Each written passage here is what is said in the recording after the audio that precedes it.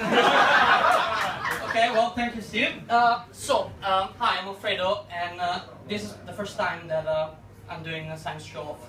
So, I'm not sure it's going to be really funny, but there's going to be pretty pictures. I am an astronomer, so... Woo! Okay? Hopefully soon you can tune me out and just looking at the pretty images. So, every time there is astronomy or astrophysics in the news, we discover something good, something cool, or we put something on a comet, stay topical. But after a while, things start like there are 650 exoplanets, but you only hear now in the news if one is made of diamonds, if one is habitable, is one has two suns because it looks like Tatooine and all the nerds go crazy. So after a while, science becomes mundane, and I don't believe that science discovery should ever be mundane. So what I started thinking is maybe I should go a little bit more out of my academic bubble. I'm from Imperial, so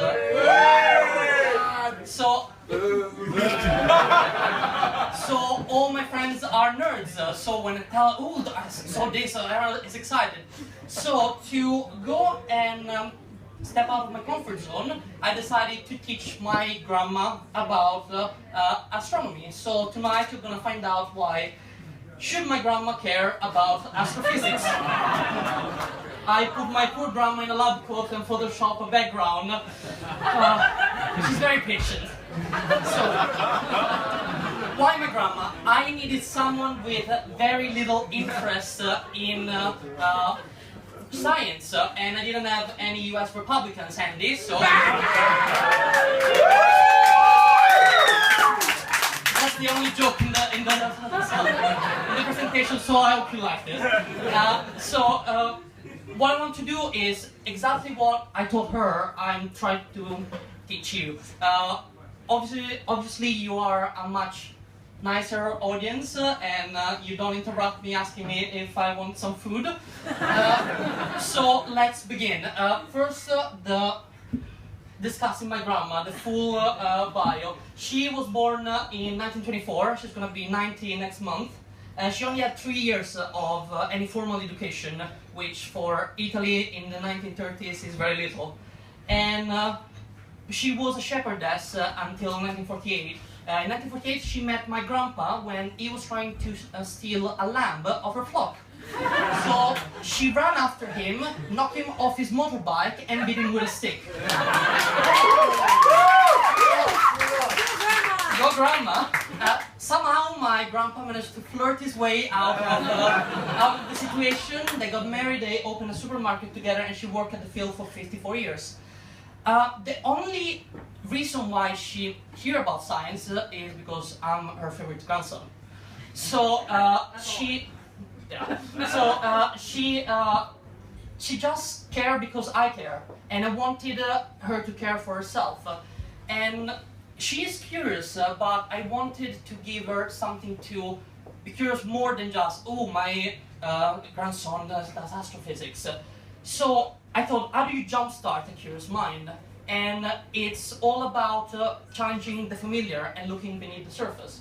So this is the Big Dipper. Is up there in the northern sky, with not a care in the universe.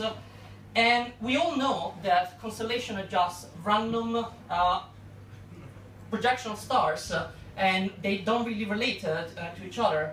But one thing is knowing it, and one thing is seeing it. So if we change our perspective on the Big Dipper, we see 90 degrees from Earth. This is what it looks like, and it's completely different. And that caught her attention.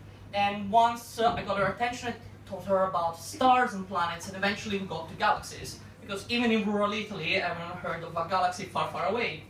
So, galaxies. The problem with galaxy for me as a scientist is in any science fiction or pop culture, galaxies are this big, mysterious, thing far away, and they are the modern terra incognita. Oh, we need to do something crazy. Let's put in a galaxy far, far away. Oh, we need to have the resolution for where going with Interstellar is going to be in a galaxy far, far away through a wormhole. So what do? I get really upset because we know galaxy really well, and we don't even know the edge of our solar system. So let's talk a bit about galaxies before we go to the really pretty pictures. So spiral galaxies are galaxies like ours, and in one of the two broad categories. The pretty young, have nice spiral arms, blue, this is Andromeda. And then we have elliptical galaxies, which are red, dead, massive and round. No jokes there, no chance. But, like everywhere else in the universe, when it comes to cosmos, size matter. So this is Andromeda, the first galaxy we saw, which is as big as our Milky Way. This is an average elliptical, M87, and that is the biggest galaxy in the universe, IC 1101, which is incredibly big. So how do you move from a small galaxy like ours to big galaxies to huge galaxies, which change completely shape? Through mergers, which is what I do. So spiral galaxies go through collisions and eventually they turn into ellipticals. Each spiral galaxy go at least one major collision and several minor collisions. And finally, pictures. Sorry. So this is the Antenna galaxy. Two spiral galaxies merging face on.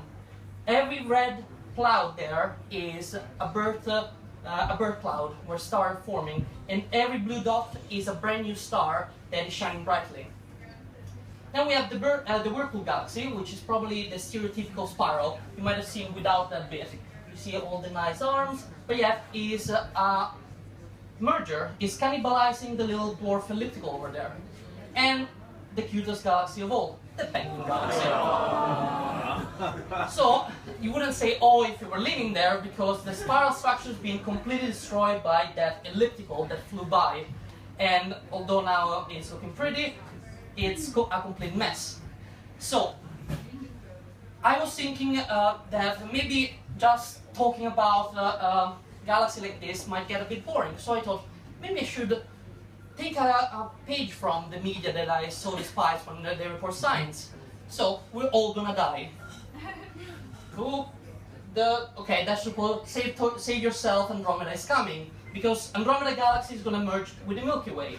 This is a picture of Andromeda. It's here. This is the Milky Way. This is Earth. That's gonna be in 500 million years.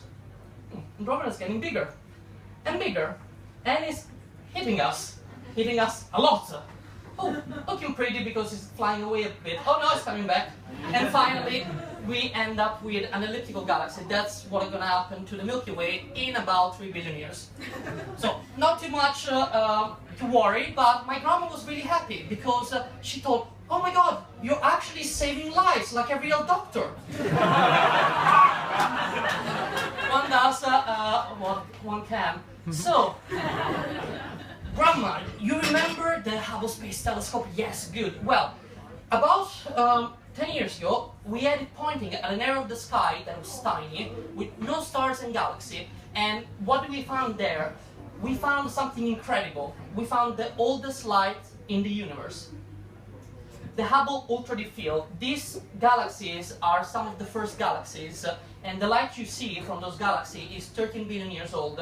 And all those galaxies are not spiral, they're sort of spiral, but they're all a mess, they're all irregular mergers. And this is brilliant because it means that spiral mergers are both inner past and inner future, and they're the only mechanism to explain why things change on a large scale in the universe. And I was really, sorry, went too fast. I was really happy yesterday because my grandma called me to tell me, oh, have you heard about the comet that we hooked? And I was pleased because it was all her curiosity, it wasn't me prompting her. And I think this should be the message of science. We need to make what is extraordinary look normal, like every day, because this is everyday stuff for me. But we also need to make what is ordinary extraordinary for people that are not involved in science or that they don't care about science. So thank you.